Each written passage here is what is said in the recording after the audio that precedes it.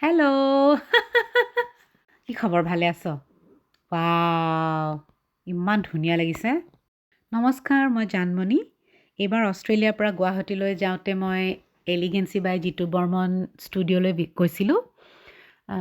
যিহেতু জিতু মোৰ বহুতেই পুৰণা বন্ধু সি যিহেতু নতুনকৈ এই কাপোৰৰ বিজনেছটো আৰম্ভ কৰিবলৈ লৈছে মই ভাবিলোঁ বুটিকখন এবাৰ ভিজিট কৰোঁ কালেকশ্যনবোৰ ইমান ধুনীয়া লাগিল আৰু সঁচাকৈ বিৰাট ভাল লাগিলে তাৰ পৰা মই দুযোৰমান কাপোৰ ল'লোঁ আচলতে আপোনালোকৰো যদি স্পেচিয়েল দিনত বা কিবা স্পেচিয়েল অকেজনৰ কাৰণে এনেকুৱা ধৰণৰ কাষ্টমাইজ কাপোৰ কৰিম বুলি ভাবি আছে তেনেহ'লে আপোনালোকে এলিগেন্সি বাই জিতু বৰ্মনৰ বুটিকখন ভিজিট কৰিব পাৰে আৰু নহ'লে অনলাইন যদি আপোনালোকে অৰ্ডাৰ কৰি বিচাৰিছে অনলাইনো অৰ্ডাৰ কৰিব পাৰে যোগাযোগৰ কাৰণে ফোন নম্বৰটো মই কেপশ্যনত মেনশ্যন কৰি দিম এলিগেন্সি বাই জিতু বৰ্মন জিতুৰ এলিগেণ্ট চইচবিলাকৰ লগত আচলতে খাপ খাই পৰিছে নামটো চ' জুৱেলাৰীয়ে হওক বা কাপোৰেই হওক আটাইখিনি কালেকশ্যনে তাৰ বিৰাট ধুনীয়া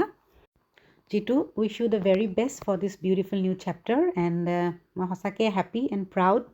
to see you taking this step in turning your passion and creativity into something new of your own.